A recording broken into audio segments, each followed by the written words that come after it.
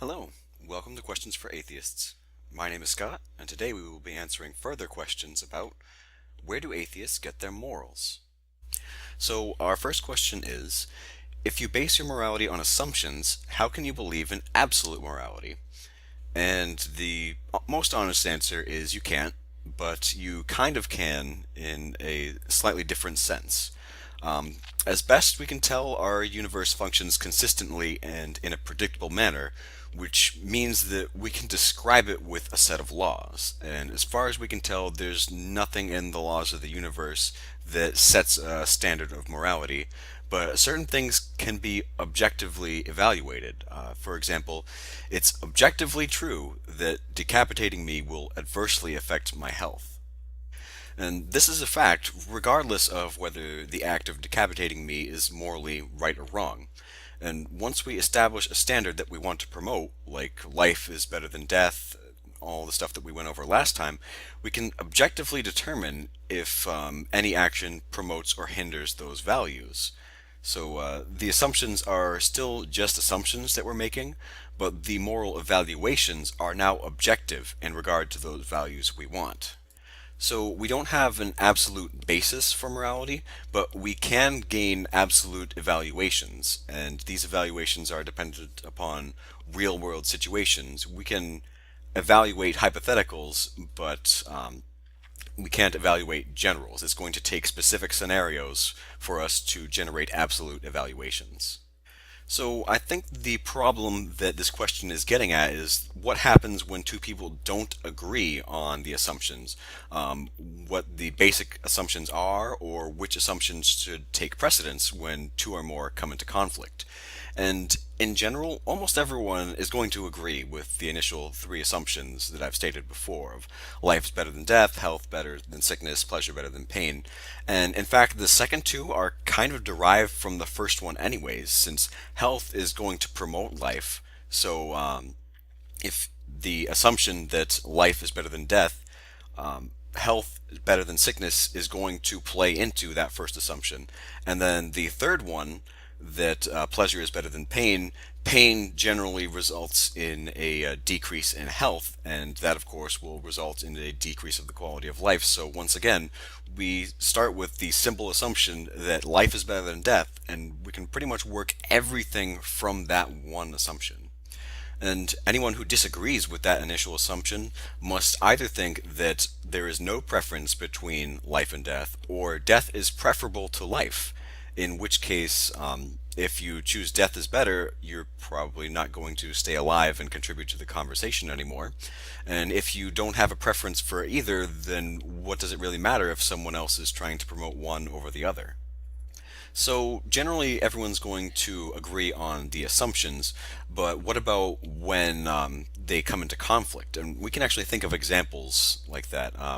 Take, for example, a serial killer. So a person who is deriving pleasure from taking a life.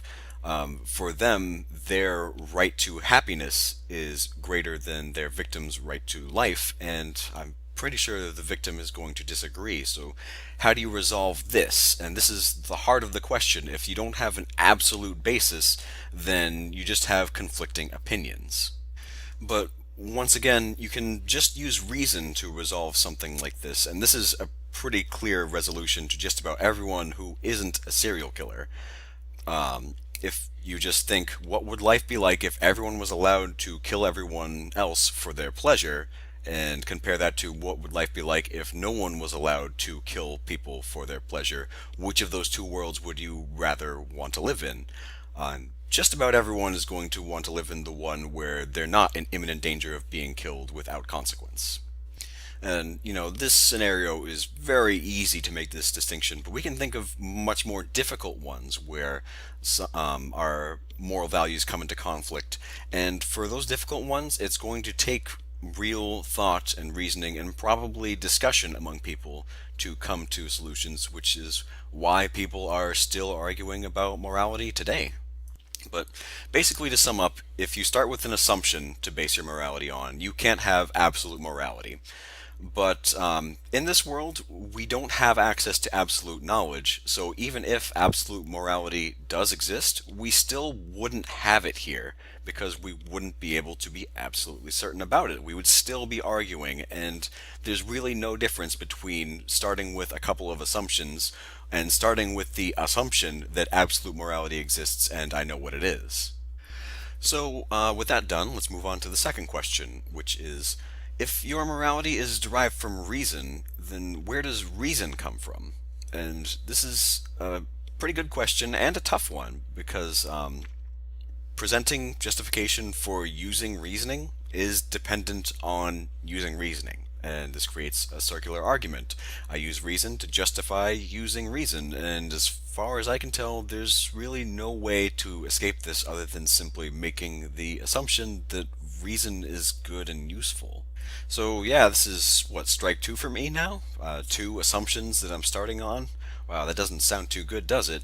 But yeah, someone could make the argument that using reasoning is unfounded, although if you're making an argument, arguments are based on reason, and that's kind of undermining your entire point.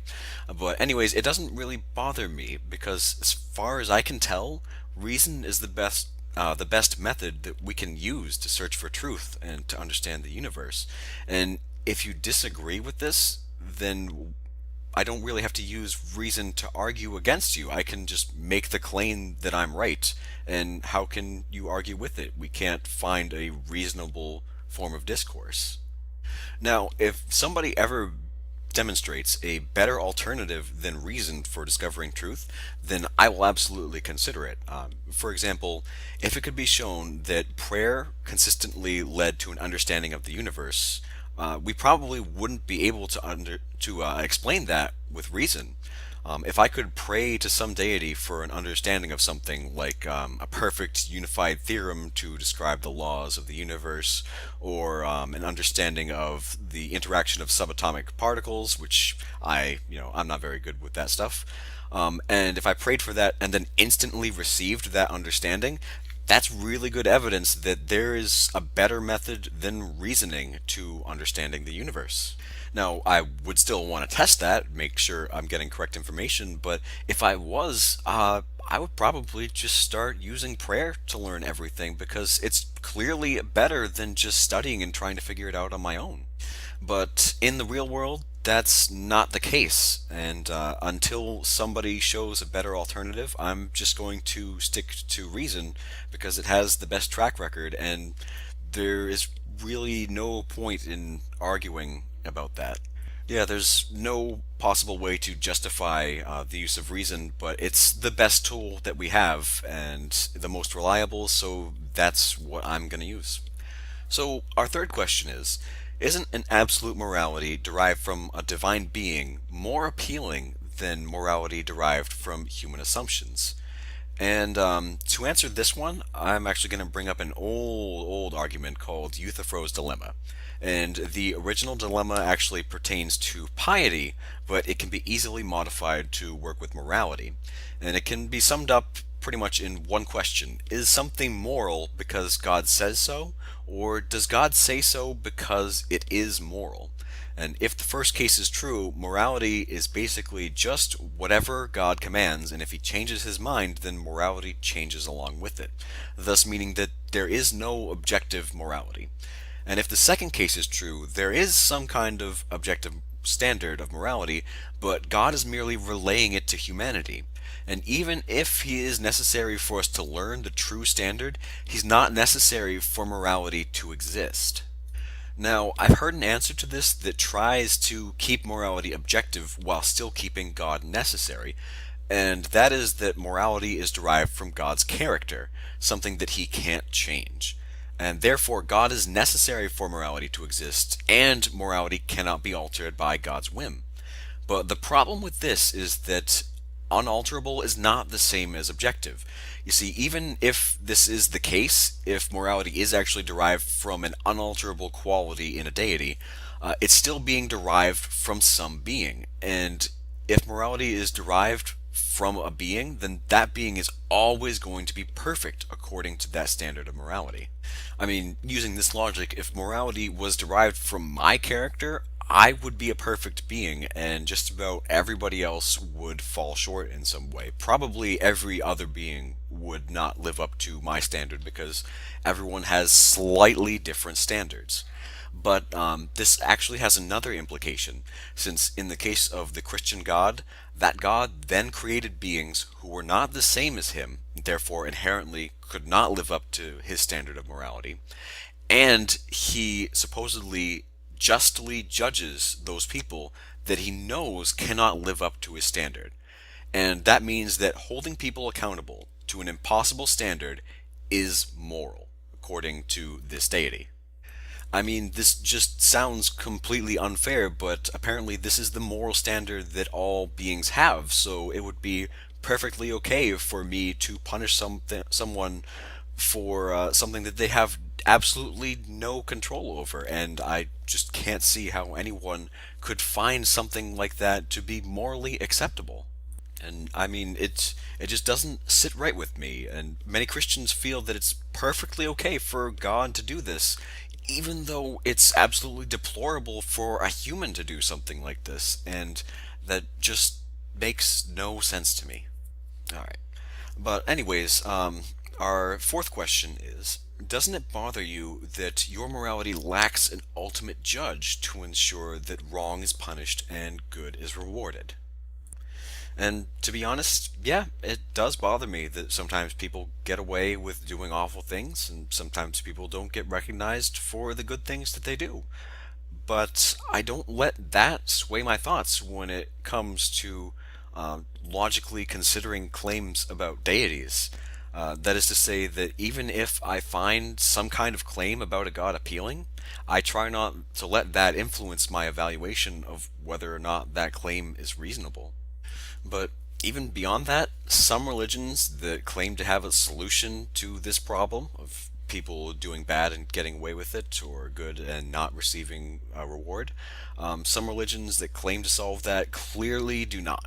And for example, in many sects of Christianity, the way to get into heaven is not to be a good person, but to accept Jesus as your Savior, since without him we are all destined for hell. And in this faith, the final judgment of your soul has nothing at all to do with morality.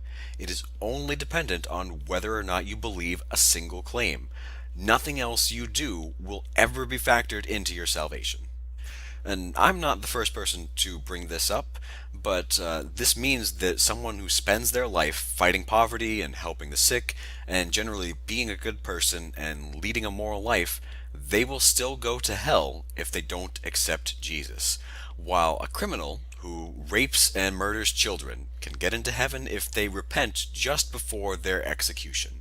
And we can clearly see which of these two people are moral, but that makes no difference in their ultimate fate according to the Christian theology. So, to get back to the original point, yeah, it bothers me that some people do bad things and go unpunished, but that is certainly not going to sway me when it comes to claims about religions. So, our fifth and final question, I've been saving the best for last, and probably the first one that a lot of people thought up was, how can an atheist reconcile any kind of morality with the idea of survival of the fittest?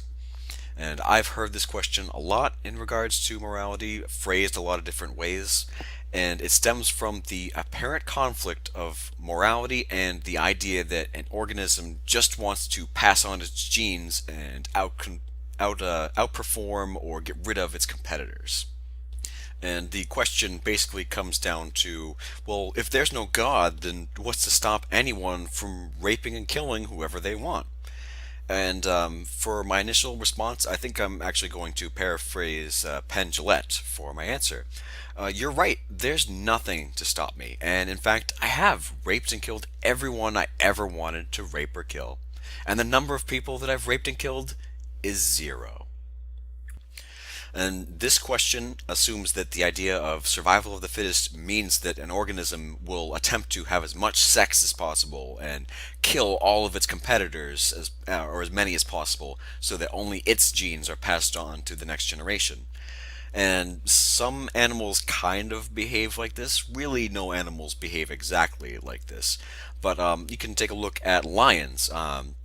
Male lions will fight with each other over control of prides of females. A lot of females for them to mate with and pass on their genes. And sometimes they will even kill their competitors over this. And when a new male lion takes control of a pride, they will even go through and kill all of the cubs of the former male. So, yeah, sometimes stuff like this does happen in nature, but this question is at its heart based on a fundamental misunderstanding of the idea of the survival of the fittest. You see, it doesn't just apply at the individual level, but at the species level as well. And have you ever heard of thylacines or Tasmanian tigers? They are actually an extinct species from Australia, and do you know why they're extinct? It's because humans introduced the dingo to Australia, and dingoes were a lot more successful than their competitors, the thylacines.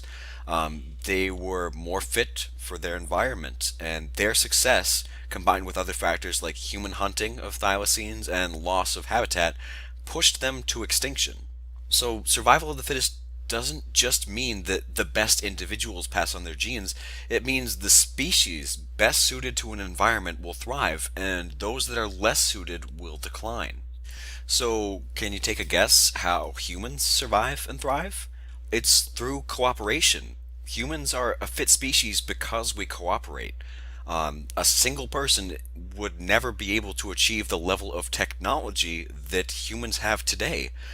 Technology itself is impossible without cooperation. Even if one individual of a species achieves some level of technology, if they don't share that with the others, there's never going to be any kind of increase in technology for that species beyond what one individual can come up with in their lifetime.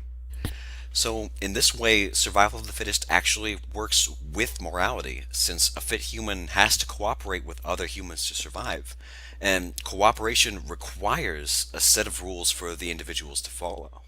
The fact that we have evolved to be social animals means that we have also evolved to have some sense of fairness and to work with each other instead of the every man for himself sentiment that the religious seem to think humans have.